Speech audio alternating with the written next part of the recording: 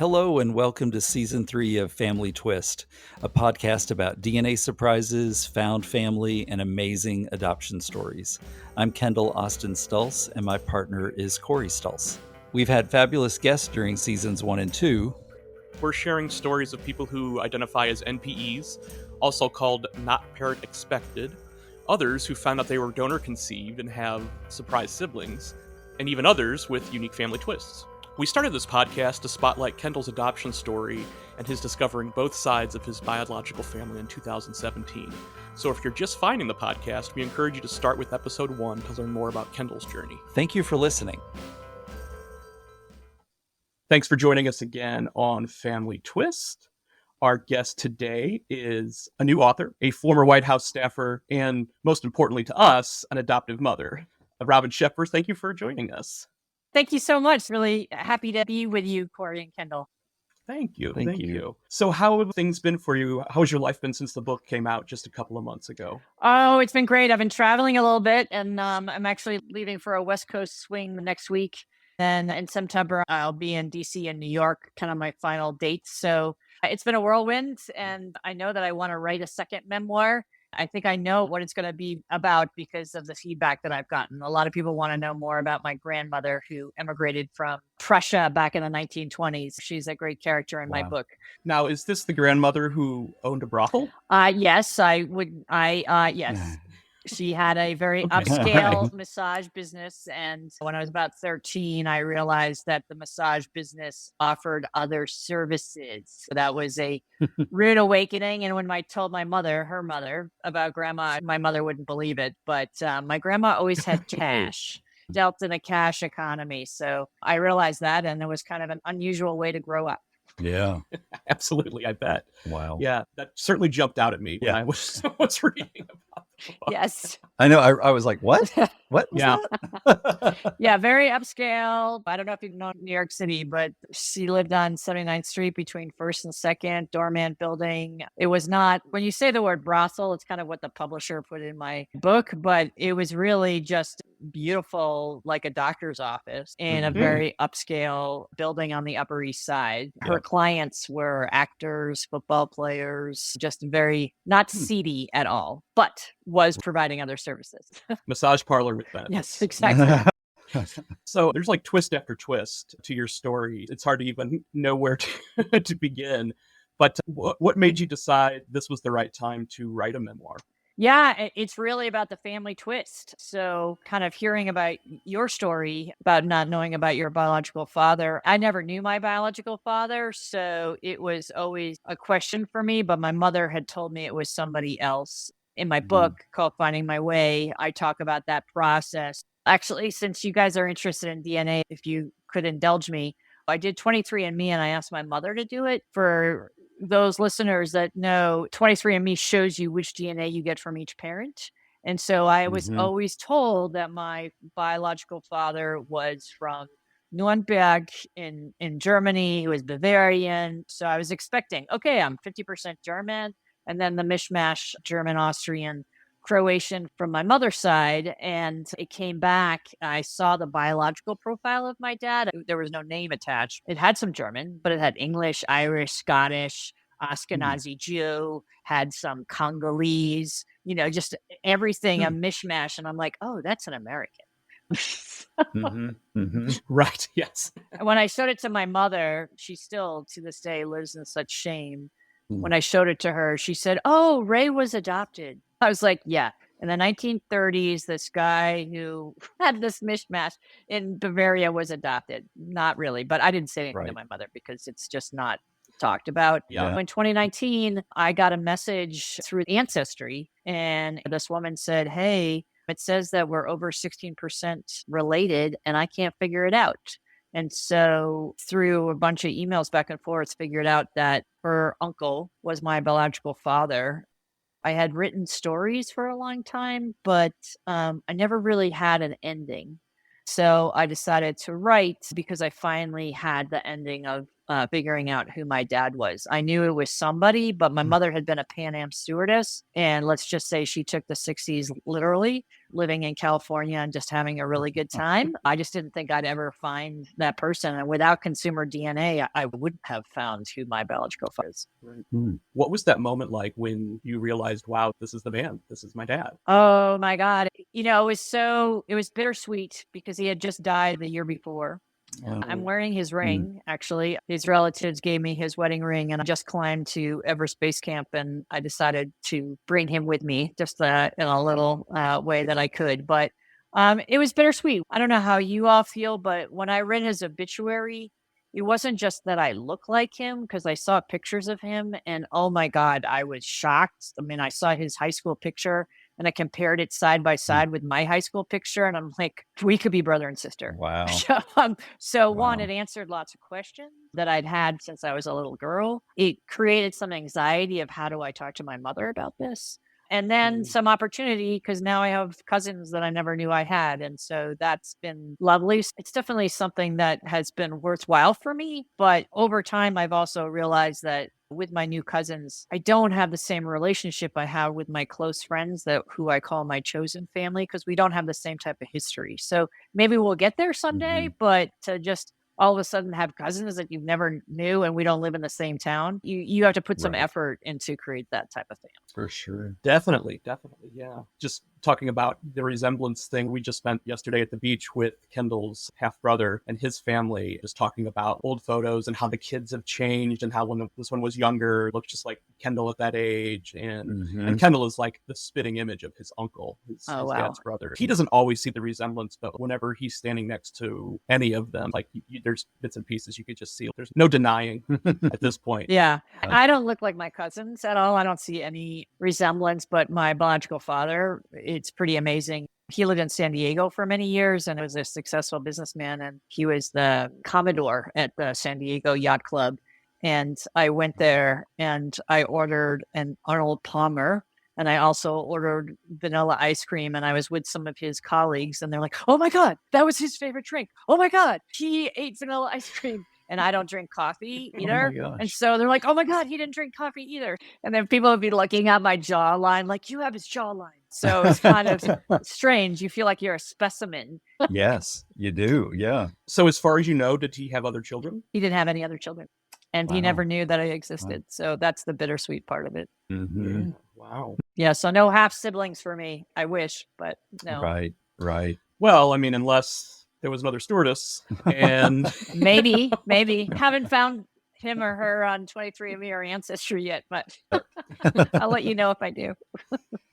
How did you go about the decision to adopt children? It was a combination of, I got epilepsy in my late 20s. And at that time, the laws on the books in lots of different states were really telling epileptics not to have children. I went to go see my doctor and he said, you can have a kid, but let me tell you a couple things. The drug you're on causes birth defects. And if you get off the drug and if you have a seizure, your fetus and you could be severely damaged. So I was kind of mourning the idea of having a biological child, but I decided that it was more important to me to be a mother than somebody who came out of my biology. And my family is a little bit unusual and there's a lot of history of trauma in my family. So I'm like, maybe passing my DNA is not necessarily the best thing. So it was an interesting process. And my husband, who was my second husband, felt really strongly about adopting because he works on climate change. So he was really concerned about overpopulation. So we both had two different reasons for wanting to adopt. And at the time we adopted we started the process in the early 2000s and adopted our first child in 2003. We adopted two from Kazakhstan. And I don't know if your listeners know, but you have to in your state. And I lived in Washington, D.C. at the time. It was not a state, but work with the social workers to do a home study. And then you figure out where you want to adopt. Originally, we wanted to adopt a kid from Washington, D.C., but we were told because we were white and that most of the kids in the adoption system or in the foster care system were mixed race, African American and Latino, that we probably wouldn't get the kid because we were a different race. And foster care really wants to place like races with the parents. So we went internationally and went through this process and went to Kazakhstan. And I called it the bureaucratic pregnancy. From the beginning of the home study to coming back from Kazakhstan with our first son, it was 9 months. 9 months process, and he was 8 months when we got him and brought him home. That was our first son, who's now 21, going to college and skiing for a D1 ski team in Maine. Our second son we adopted in 2006. And he's now 17. Yeah, it was the greatest thing ever. And I've just decided that since I was able to create family without my only biological relations were my grandmother and my mother, I've created incredible family with my husband and friends that we decided that we could do it with our kid. We joke around the house that we're a family and no one in the family is related by DNA. Well, thank you for doing that. I get goosebumps every time I hear one of these stories. Have your sons done a DNA test? Yeah, they did DNA tests before us. There is a researcher scientist, Dr. Spencer Wells from National Geographic, who was using DNA to essentially track the history of man and, thousands of years and our migrations. And they had a project called a Kazakh project. So where my kids are from, Kazakhstan, which is in Central Asia, is really kind of the crossroads. It was on the Silk Road. So they were looking for more DNA from people from Kazakhstan because it was a place that you can imagine the migration, and then also was a place that Stalin sent anybody he didn't like. So you go to Kazakhstan and there's people of German descent, Korean descent, Jews, Catholic, Ukrainians, Poles. So they were in it first. And that was before consumer DNA. It was through National Geographic. So they kind of found out more like the perspective of hundreds of years back of what their DNA was. And the most interesting thing, our younger son is related to, on his paternal side, the Sami tribe. In the old days, they were called Laplanders, but now it's Sami, and that's the Arctic Circle of Finland, Norway, Sweden, Russia. Then we did 23andMe and Ancestry.com for both our kids, but we haven't found any close relatives. And I think really we have an obsession in the United States about this consumer DNA. I don't think it's as popular in other countries. And in a place like Kazakhstan that's pretty poor, I don't think anybody's going to be spending $80 for a DNA test when you're just trying to get food on the table. Right. Yeah, Right. That makes sense. Yeah. Well, I know I'm jumping all over the place, okay. but your story's so fascinating. What got you interested in politics? Oh, and politics, really? That's a great question. I haven't been asked that one yet. Yeah, it was really by accident. I was in radio and TV journalism, and I've always been idealistic. And I think because I was schooled by the Catholic Church and Jesuits, where, the Catholic Church has a lot of challenges, but one of the good things was really always working on social justice. I just wanted to make change, and I just had an opportunity. I talk a lot about this in my book of somebody asked me to go on a campaign and go to Iowa to work for a presidential candidate. I didn't have a job and I needed to make money. And I was like, okay, sure.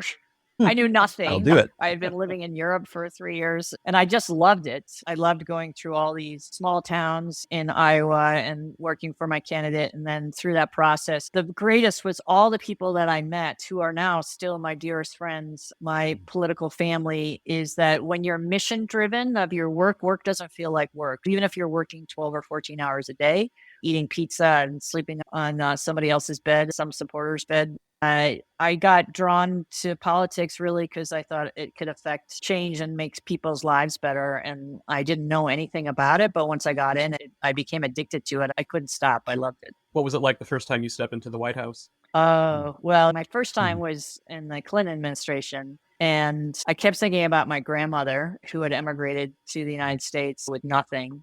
And I was like, oh my God, 2 generations later, and here I am in the White House. So it was just awe-inspiring. The other thing is nobody realizes how small the White House is. So you're in the White House, and you're like, oh, this is not very big, actually. And then later when I worked for First Lady Michelle Obama, her offices were in the East Wing, and I was originally in the East Wing, but then I needed a bigger office for the staff. So I was in what's called the old executive office building.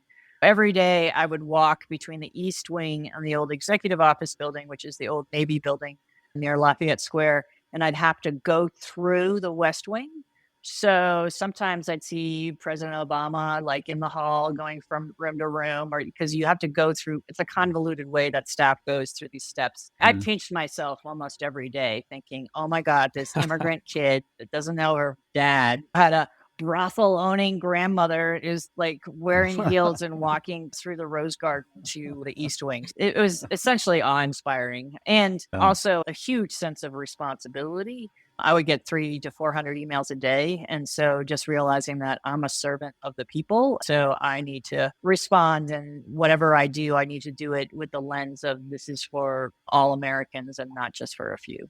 Right, Mhm. right, absolutely. I always thought that Michelle Obama's health initiative was great. What a wonderful thing for her to do with her time in office. How did you become involved with that?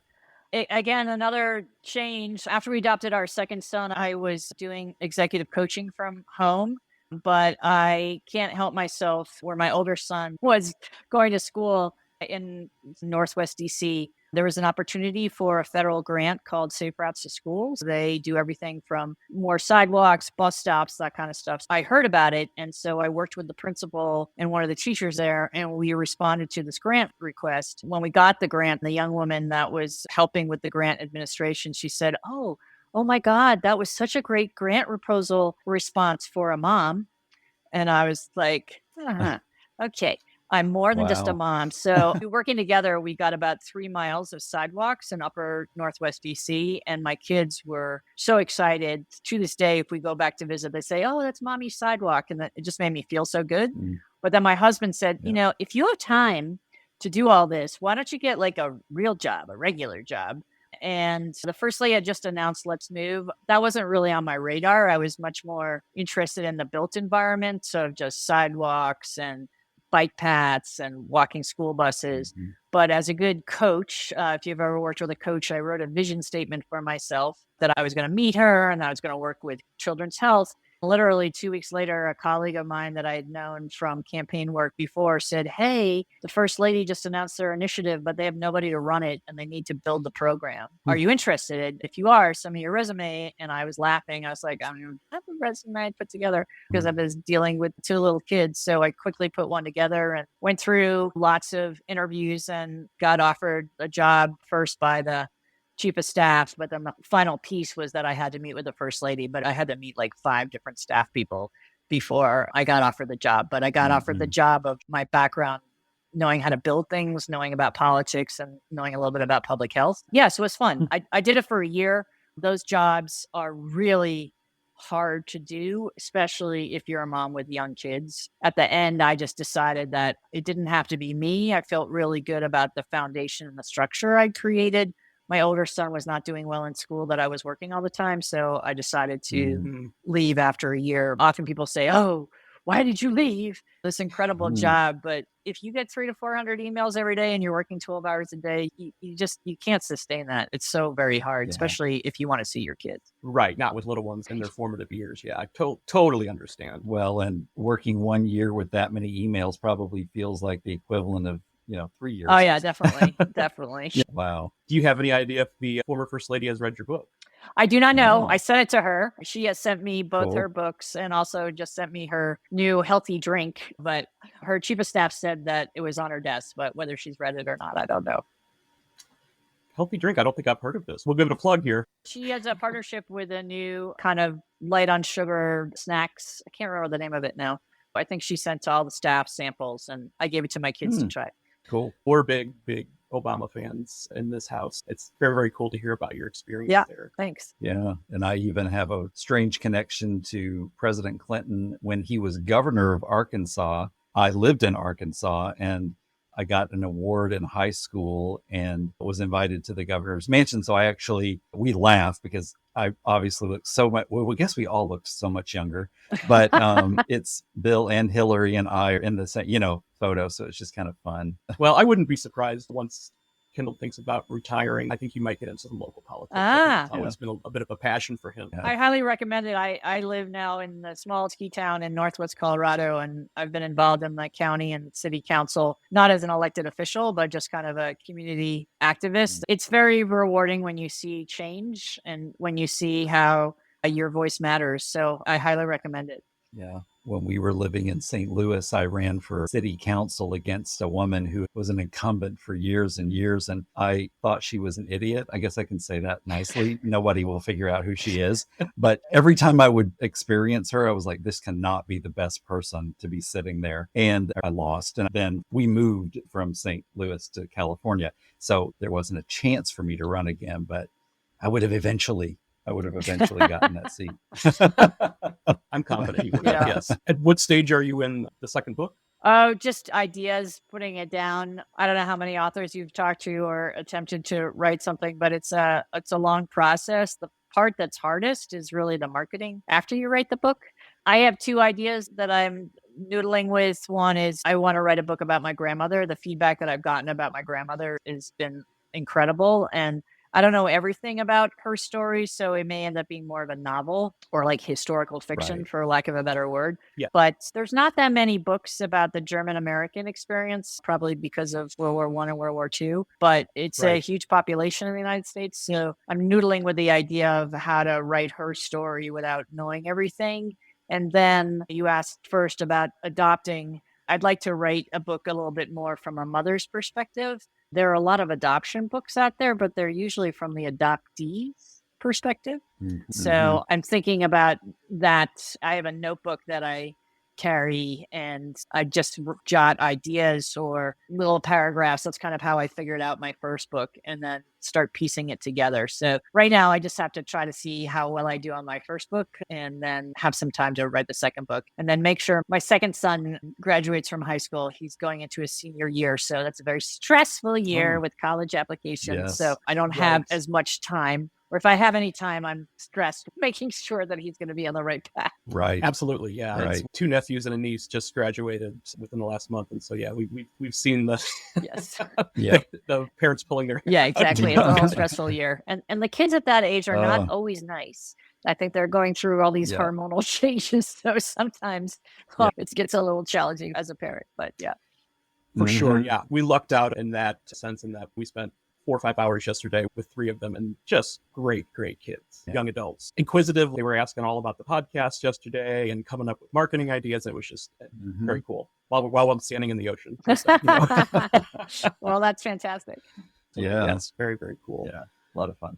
And we were talking about your book most of the morning because you've had a fascinating life. So I'm Mhm. really looking forward to checking it out. And I hope that we've whetted the appetites of listeners today with just teasing a little bit of your story in this short time. Well, that'd be great. It's kind of an interesting story, and now that it's out there, there's all these connections that happen. On my LinkedIn, I posted a picture of my mother in her Pan Am uniform. And then I heard from 2 colleagues that I hadn't talked to in forever who said, "Oh my Oh. God, my mother was a Pan Am stewardess." That has been the most interesting thing. You feel very vulnerable sharing your story, especially when you're writing a memoir. And my memoir has some things in it that are kind of, it's not just about the search for my father, but also what happens to young girls when you don't have a protector. So some of the stuff that I wrote about was really hard. And I live in a small town. So when I did my book event here, the person that was asking me questions, interviewing me at the bookstore said, "How do you feel about in this small town that people know your secrets?" And my answer was that my hope is that because I was very honest and authentic about everything that happened in my life, not just the search for my father, but sexual trauma and assaults, that it would encourage other women to come forward or at least feel more comfortable writing about it or talking about it. And what's amazing to me, it can be a challenging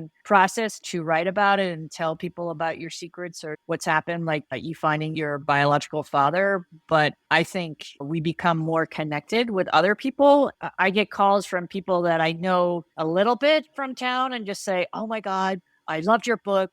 Let me tell you my story." And to me, I just think that is the greatest thing about being human, of just trying to figure out connection. And sometimes connection can have a hint of sadness in that, but that's what makes us human. And if we realize that life is not a straight line and that we all have struggles, but that's okay. We move on and create family and create relationships that matter.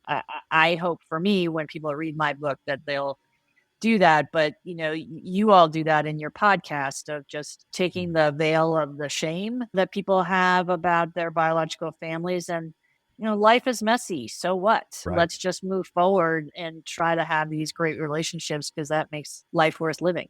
Yeah. You just hit the best point. I got goosebumps again when you were talking, but it is so important for people like you to be able to share their truth. And as you see, you're seeing the rewards. People are coming forward and you're helping people heal. And it's so important. Yeah. Yeah. Maybe that person in your town, that was the therapeutic moment that she needed. Right. She didn't even know she needed. Yeah, exactly. Exactly. Yeah. Yeah. Well, kudos, Robin, Thank for the work that you've done in the past and what you're going to continue to do in the future. And when you're a little bit further in your second book about your grandmother, we would love to have you back on. Yeah, Okay. for sure. I'm really curious about that story myself. That's just going to be interesting. Even if you have to fictionalize parts of it, it still sounds so fascinating. Yeah. So, Just thinking about a lot of women of her generation. She was born in the early teens, 19 something, 16, 15. I can't remember exactly the date of her birth, but she did what she could do because there weren't many options. I always tell people that if she had been born in like the 1970s, I have no doubt that she would be a CEO. Because she had all the characteristics and the knowledge to do that, but women didn't always have the opportunities. for sure. Sounds like she had a pretty interesting life. Yes, she did. Yeah.